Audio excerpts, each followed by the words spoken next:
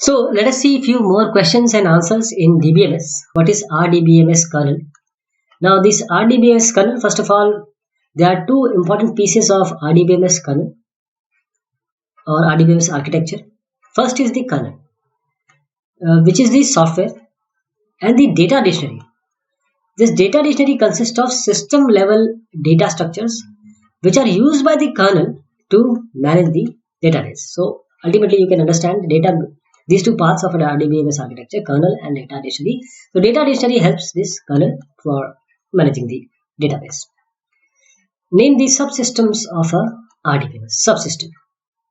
First of all, there are various parts and roles played by various programs. What is RDBMS? They are basically programs only, set of programs only. And RDBMS means we are talking about relations. Programs which are based on or they are acting on some tables, having some relationship, and following this relational mathematic calculus. So these subsystems are input output, security, language processing, process control, storage management, logging and recovery, distribution control, transaction control, memory management, log management, etc. How do you communicate with an RDBMS?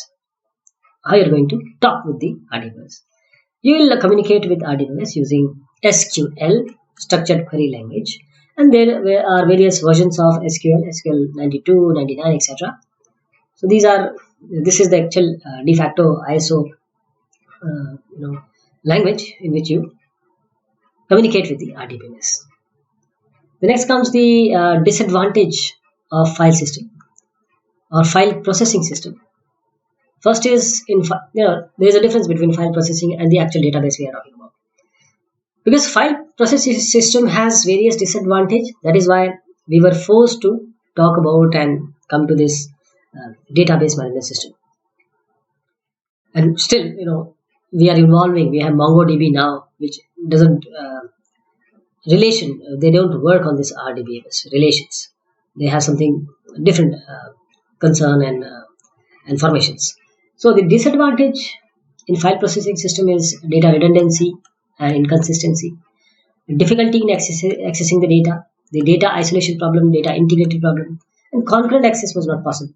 Security problem also. What is VDL? View definition language. View definition language, it specify user views. First of all, you have to specify the views and then to map. So they specify the user views and the mapping. They're mapping to the conceptual schema. What is storage definition language? SDL. This language is to specify the internal schema. So this language may specify the mapping between two schemas also. Next is describe the concurrency control. Concurrency control. So concurrency control is the process of managing simultaneous operation.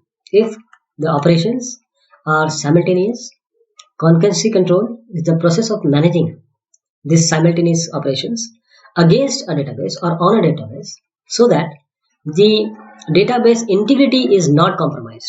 And there are two ways or approaches to concurrency control. First is the pessimistic approach, which involves locking, etc. And then the optimistic approach, which involves the versioning. This concurrency is closely related with the ACID properties, that whenever some transaction or concurrent actions are done on this, we need some kind of serializability. We need to see that the concurrent operations, they doesn't make our database inconsistent. Describe the difference between homogeneous and heterogeneous distributed database. So the homogeneous database is one that uses the same DBMS at each node, while the heterogeneous database is one that have different DBMS at each node in distributed environment. Then what is distributed database? A distributed database is a single logical database that is spread across more than one node. Node means we are talking about systems or computing resources. So a distributed database is a single database, a logical database that is spread across more than one node on locations, and they are connected via some communication link. Then comes explain the difference between 2 and 3 tier architecture. 2 and 3, and this is a very I know, obvious question when you are talking about database, because database come as a layer in an architecture. So three-tier architecture includes two client and include a client, sorry, and two server layers. So you have a client and then you have server layers. The application code is stored in the application server here, and the database is stored in the database server. So you have application layer, client, and then this is your second server. So application server and this database server along with this client makes a three-tier architecture. While the two-tier architecture, it includes a client and only one server layer.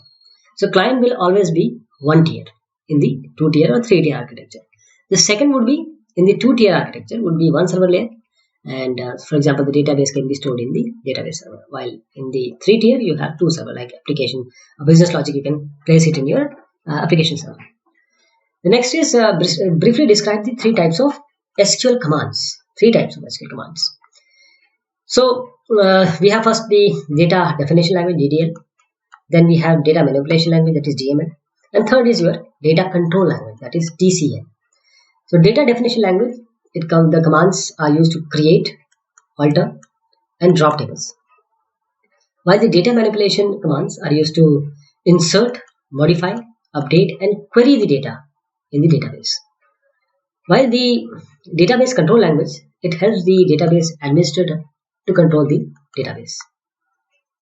Next is list some of the properties of a relation. We always talk about relational database. What is that relation? So relations in a database have a unique name and no multi-valued attributes exist. So each row is unique, and each attribute within a relation is unique or has a unique name. So the sequence of both columns and rows is irrelevant. So we are talking about a table.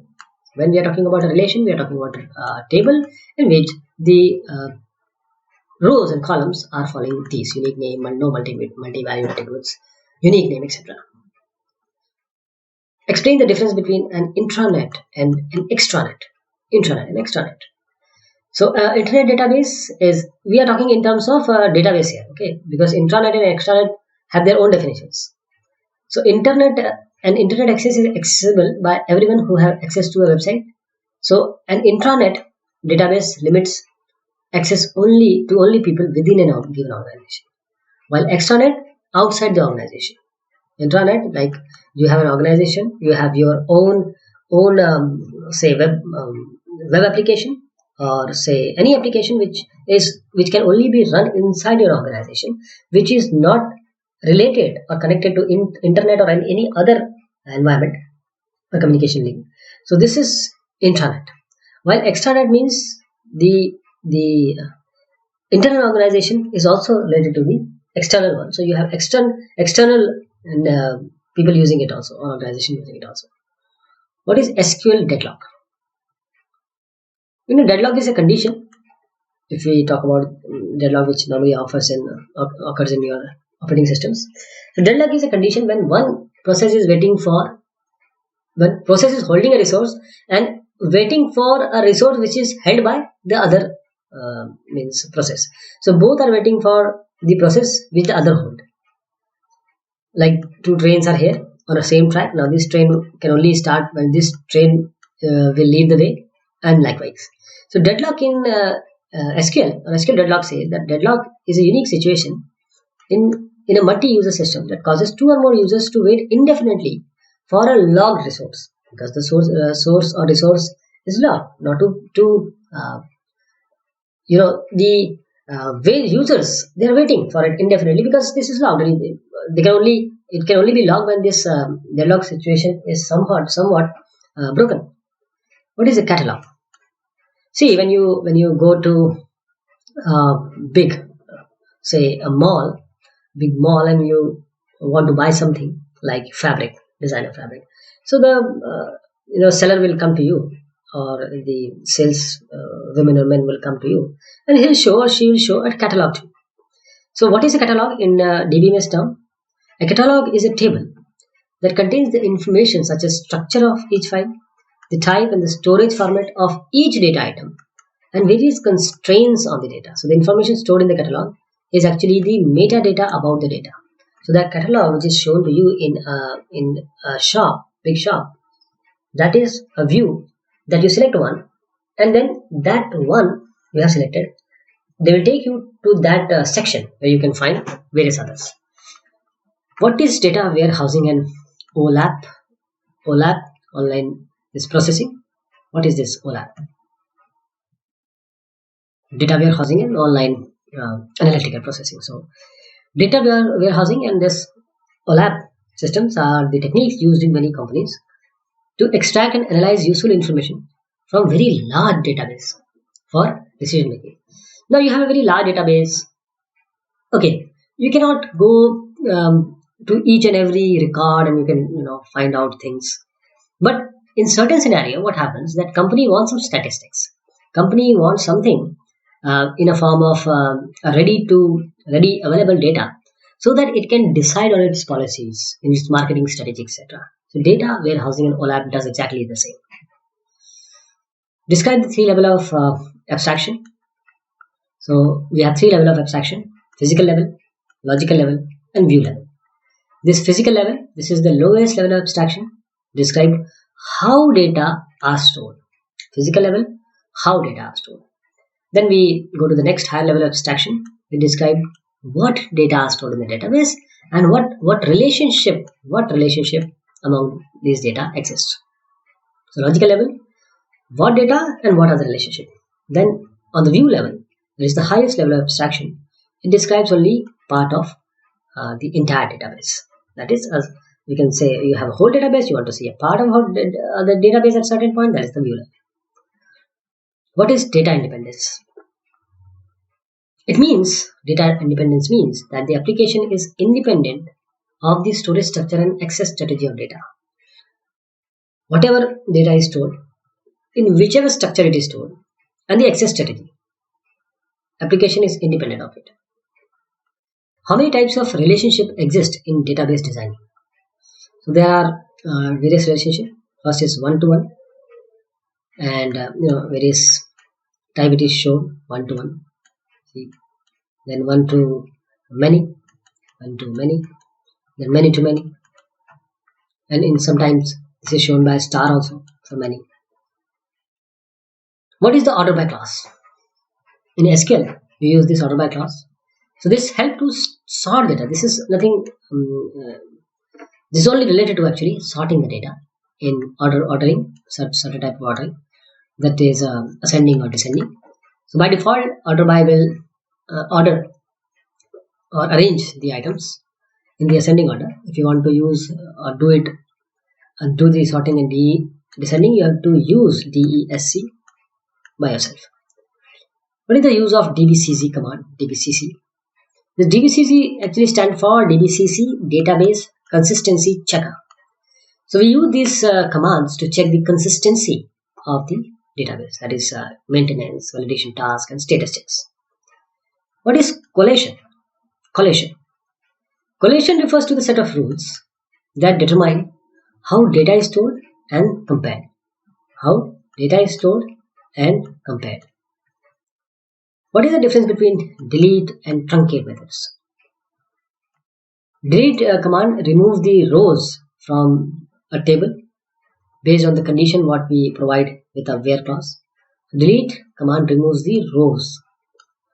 Truncate will actually remove all the rows from the table, and there will be no data in the table after we run the truncate command. What is hashing technique? Hashing.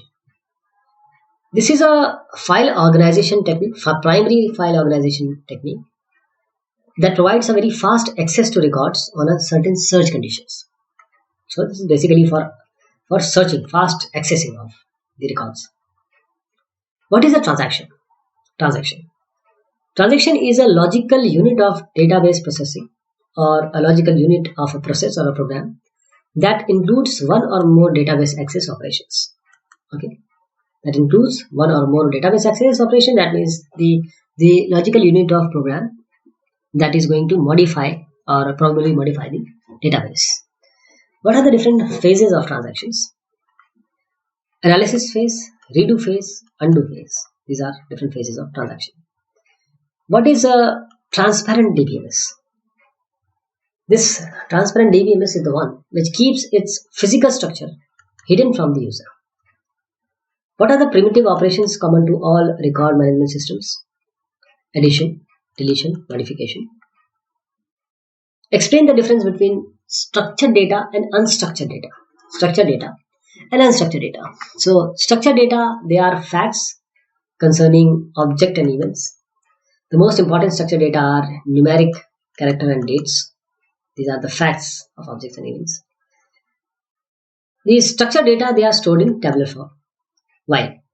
The unstructured data are multimedia data such as documents, photographs, maps, images, sound, and video clips, also lovably called as blobs. So these unstructured data are most commonly found on web servers and web-enabled databases. What are the major functions of DBA, database administrator?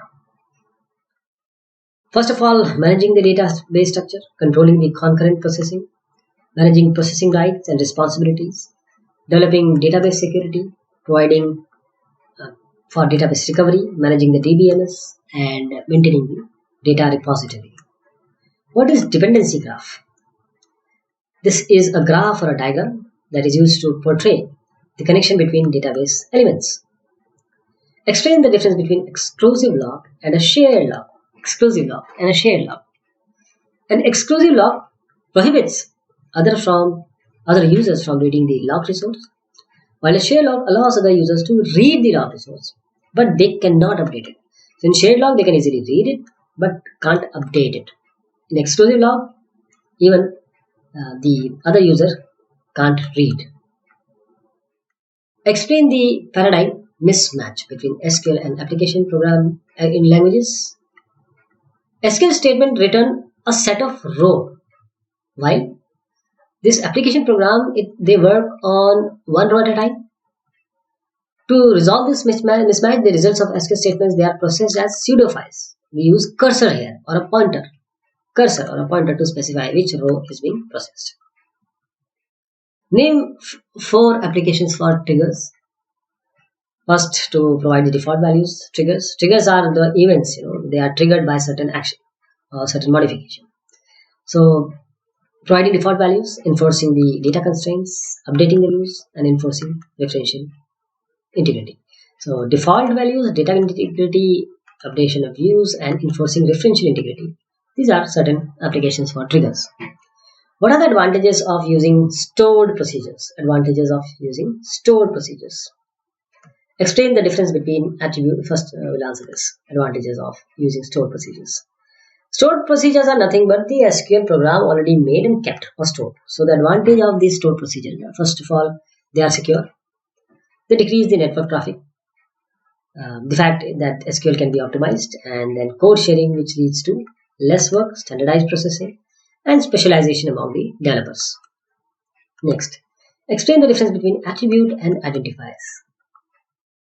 Entities have certain properties, like a human being has a property of eating, say. So this attribute a human being or a man possess. So the entity human or a man has attribute eating, or say 2 eyes. So attributes, these are properties that describe this entity characteristics, and entity instance have identifiers. Entity instances, they have identifiers. These identifiers are attributes that name or identify entity instances. So these are identifiers. Entity instances actually have the identifiers. These identifiers are attribute that name or identify entity instances. So these were a few more questions on database management system. Few more are coming. Thank you so much. Take care.